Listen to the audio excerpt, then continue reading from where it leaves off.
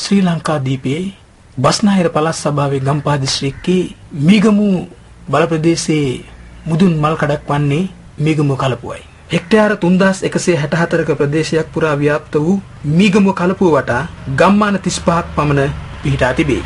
එහි දීවර කර්මාන්තයේ යෙදෙන පිරිස 3500කට අධිකය. එමෙන්ම ඒ වක්‍රව රැකියාවල නියුත තවත් 1500ක් පමණ සිටින අතර සමස්තයක් ලෙස ගත් කල 15000කට අධික පිරිසක් මීගමු කලපුවේ මත්ස්‍ය සම්පත මත යැපේ. තෙප්පම් 500ක්, වරු 1000ක්, කුඩා බෝටු 100ක් හා ලොකු වරු 75කින් පමණ දීවර ජනතාව මීගමු කලපුවේ මත්ස්‍ය සම්පත නෙලා ගනිත්. මේ සුවිශේෂී වටිනාකම වන්නේ ඍතු භේදයකින් තොරව වර්ෂයේ මුළුල්ලේම දීවර කටයුතු වල යෙදිය හැකි වීමයි. මේ අනුව මීගමු කලපුවේ හෙක්ටයාර කිලෝග්‍රෑම් 150කට වඩා මත්ස්‍ය සම්පතක් නෙලාගත හැකිය. ඒ අනුව රුපියල් මිලියන 150කට වැඩි ධනස්කන්ධයක් මේ මීගමු කලපුවෙන් වාර්ෂිකව ලබාගත හැකි වීම කිව යුතුයමය. මෙවන් සුවිශේෂ වූ කලපුවක ජලචර ගුවන් යානා එසේත් නැත්නම් ස්ලීපෙන් ගොඩ බෑම දීවර ජන ජීවිතය පරිහානියටපත් කිරීම කෙසේ සාධාරණීකරණය කළ හැකිද යන්න ගැටලුවකි. ඉතින් කලපුව විනාශ කරනවා කියන්නේ සම්පූර්ණ සමස්ත දීවරය විනාශ කිරීමක් වෙනවා. අපේ අසරණයි. අපි දුප්පත් අය. ඉතින් අපේ දරුවෝ පරම්පරාවෙන් ඉඳලම ජීවත් වෙන්නේ මේකෙන්. මේ කලපුවෙන් ගොඩ දෙනෙක් ජීවත් වෙනවා. ඒ ජීවත් වෙන එක නැති කරන්න හදන්න එපා කියන එකයි තමයි කියන්නේ. 2010 ජූලි මාසේ 9 වෙනි දින මීගමු කලපුව සීපෙන් ගෙනීම සම්බන්ධයෙන් මූලික සාකච්ඡාවක් හැදෙව්වා. මේ ප්‍රදේශ දීවර කටයුතු බාර රෝනිස් පීතුමක් මොනවාද එතුමා කිව්වා මෙහෙම ව්‍යාකෘතියක් මීගමුට කලපුවට එන්න යනවා. මම මේ දැනුවත් කිරීමේ හෙලිකප්ටර් තමයි වලු කරන සඳේවේ. ඊළඟට ජූලි 13 වෙනි දින ජාතික දීවර සහතාව කාර්යාලයේ එම මහත්ය ඇතුළු කණ්ඩායමක් ශ්‍රීමුක්තිය කදියුම කල්ප දීවර සංවිධානයේ කණ්ඩායමක් ඇතුළු සාකච්ඡාවක් තිබ්බා මේ මීගමු කලපුවට සීපෙන් ගෙනීම සම්බන්ධයෙන්. ඉතින් දීර්ඝවශයෙන් සාකච්ඡා කළා අපි මේකට කොහොමද මුහුණ දෙන්නේ?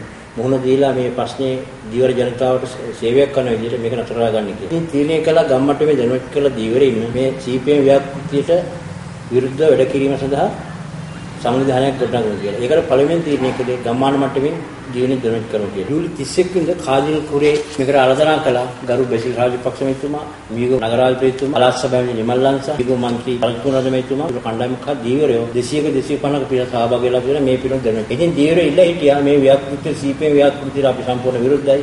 ඒ නිසා මේ ව්‍යාපෘති සම්පූර්ණ මීගමු කලපුවෙන් අකුලා ගන්න. ඒ විදිහ මීගමු මන්ත්‍රී ගරු සරත්කුමාර මහත්මයා පොරොන්දු වුණා දීවරින් සමග සාකච්ඡා කරලා මේ ප්‍රශ්නේ පටන් ගන්නවා නිසා අපේ කැමැත්තයි මේක පටන් ගන්නේ නැහැ. නමුත් ඒ කෙසේ කිව්වත් අපි මේ වැඩ පිළිවෙල කරන්න මීගමු කල්ප සුරකීමේ සංවිධානයක සංවිධානය පිළිගන්නවා. මීගමු කල්ප දීවර සංවිධානය, ශ්‍රීමුක්ති සංවිධානය, ජනෝදය, එක්සත් දීවර සමිතිය, කල්ප අධිකාරිය, ඒ වගේ මේ ගම්මාන වටේ තියෙන සමිතියන් අපට සහාය දෙනවා. ඒ අතර පූජා ප්‍රසන්න වරු කතෝලික හා අන්‍ය ආගමිකින් පූජා ප්‍රසන්නවලට අපට සහාය දෙනවා. ඒ සහාය දීම තුළින් තමයි අපේ මෙම කල්ප සුරකීමේ සංවිධානය ගොඩනැගිලා මේක දිනෙන් දිනම සංවිධානයේ මේ ව්‍යාපෘතිය කෙරෙහි අසකසාගෙන හිටියා මේ ව්‍යාපෘතිය කොහොමද ක්‍රියාත්මක වුණත් අපට හැකියාවක් ගන්න ලැබෙන්නේ නැහැ කියලා. ඒ නිසා අපි ඔක්තෝබර් 2 වෙනිදා අපට දැනගන්න ලැබුණා මේ ව්‍යාපෘතිය වැඩ කටයුතු පටන් අරගෙන තියෙනවා. මේ පිළිබඳ විශේෂ සැසීමක් හඳුනලා මේ පිළිබඳ තීරණයක් ගන්න ඕනේ කියලා. මේකම කල්පිය වටේ ඉන්නේ දීවෙනි දැනුත් කළා ජූලි 10 වෙනිදා සවස් 3ට මේ ජූලි සාරට එක්සෙන් ඔක්තෝබර් 21 වෙනිදා වෙනකොට අපට දැනගන්න ලැබුණා මේ CPM ව්‍යාපෘතියට විරුද්ධව කටුනායක කුරුළු වෙන්නේ දිය පූජාවක් තියෙනවා. දීවරයෝ 3500ක් අතර බෝට්ටු වරු 253ක් එක්ක අපි මේ ව්‍යාපෘතිය සහභාගී වෙලා තීරණය කළා. එතෙන්දී මේ ව්‍යාපෘතිය කොහොමද නතර කරලා ගත යුතුද? පසුගිය ඔක්තෝබර් 31 වෙනිදාද මෙම දීවරයන් මේ ව්‍යාපෘතිය නතර කර දෙන ලෙස ඉල්ලා කුරුළුකැලේ ශාන්ත ජූඩ් මුනිදුන්ගේ දේවස්ථානයේ දේව කන්නලව්වක් සිදු කළා. ඉව අවස්ථාවේදී මාධ්‍යයට අදහස් දැක්වූ විශේෂ නියෝජ්‍ය අමාත්‍යවරයා කියා සිටියේ දීවරයන්ගේ ජීවිකාවට අහිතකර තත්ත්වයක් ඇතිවීමට රජය කිසිසේත්ම ඉඩ නොතබන බවයි. දීවර ජනතාවටත් ඒ ශේෂ්ත්‍රයටත් හානියක් නොවන ආකාරයට ඒ වගේම රටේ සංවර්ධනයටත් ගැටලුවක් නොවන ආකාරයට මේ ප්‍රශ්නය අපි විසඳා දීමට අනාගතයේදී බලාපොරොත්තු වෙනවා කියන එක මේ අවස්ථාවේදී මම විසින් ප්‍රකාශ කරනවා. මේ ප්‍රතිඵලයක් වශයෙන් නොවැම්බර් මාසේ 11 වෙනිදා වෙනකොට ගුවන් සේවා නීති අමාත්‍යතුමා අපට සාකච්ඡාවක් දුන්නා මීගමු නගර සභාවට.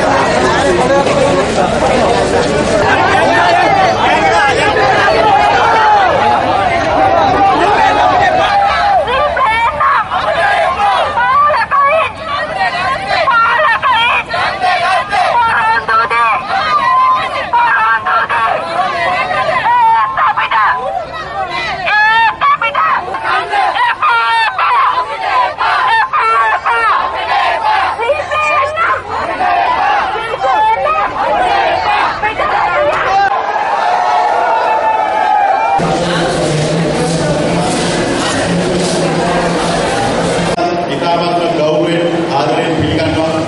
වරායා ගුවන් සේවා නියෝජ්‍ය අමාත්‍ය ගරුදාශී තිසරවත්තුමාගේ මාධ්‍ය ලේකම් රෝහන් තමිල් මහතාට මේ ඔබ තමුන්නාසලා කැඳවු අරමුණ පැහැදිලි කරන්න. ඔබ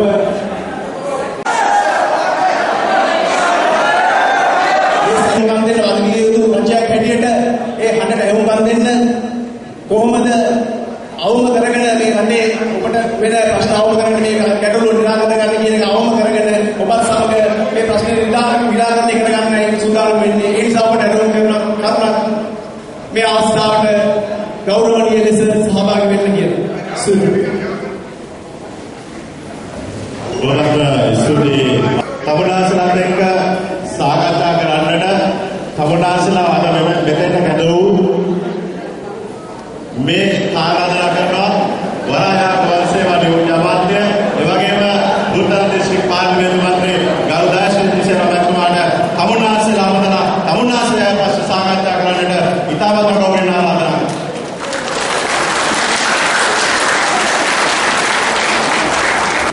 අද දින තමුන්නාසලාගේ මෙම ගැටලුව ගැන අපි සාකච්ඡා කිරීම සඳහායි මේ ස්ථානයේ පැමිණි. මම හිතන්නේ මේ රටේ ජීවන ශාස්ත්‍රය අඩාල වීමට කිසිසේත්ම ඉඩ ප්‍රස්තාවක් ඇති නොකර මේ රටේ සංවර්ධනය සඳහා අපි සියලු දෙනා මත්පැන් බැඳගෙන යන යුගයකයි අද අපි මම හිතන්නේ මෙතන දෙද්දී තමුන්නාසලා හොඳ ප්‍රවේශයකට ඇවිල්ලා තිබුණා. මෙතන අපි පළමුව මෙතන අර ඉදිරිපත් කිරීමට ගියොත් හොඳයි කියන අදහසයි මේ අවස්ථාවේදී ප්‍රකාශ කරන්න. ඒ නිසා ඒ සඳහා ඔබේ අවධානය යොමු කරලා සහයෝගය ලබා දීලා අපි සාකච්ඡාවකට ප්‍රවේශ වෙමු. විරුද්ධව කටයුතු වලට අවතරව ඥාන සේවාවන් වාර්ෂික ලබා දෙනවා.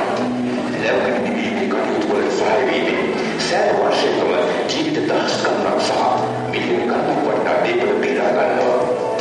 ජලජල ඥාන ප්‍රවාහයන් සම්ප්‍රදායික ප්‍රවාහ මාර්ගයෙන් මේ ශබ්දයි සංසුන් මට හිතෙන විදිහට නම් ජලජල ඥාන මේ පරිසරයට බාධකයක් නෙවෙයි. යම් ආකාරයක සුන්දරත්වයක්. ඕනෑම තැනක ජලජල ඥාන වැඩි අවධානයක් ලබා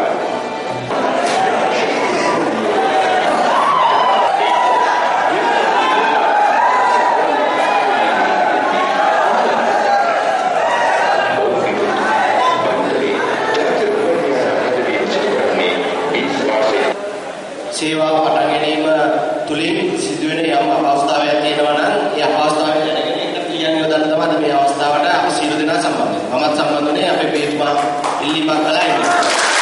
උන්වහන්සේට තියෙන ප්‍රශ්න ඉතාමත් කෙටියෙන් කරුණු දක්වන්න ඉඩ. මම අලුත් අධිකාරියේ මගේ නම රංජිත් ප්‍රමාණ.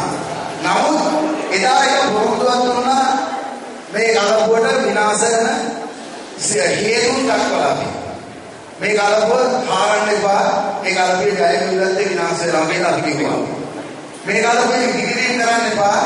ඉදිකිරීම කරුවොත් මේ ගලපුවට මේ රැකියාව කරන අයට විශාල අවේදතාවයක් යනවා කියලා අපි කිව්වා. තුන්වෙනි ගලපුව ආරක්ෂා පිළිබඳව. ඒත් අපිට දුන්නු පොරොන්දු තමයි කිසිදු ගලපුවේ කිසි දෙයක් අපි හාරන්නේ නැහැ. මස් අත්තරව කිසි දෙයක් වෙන්න දෙන්නේ නැහැ.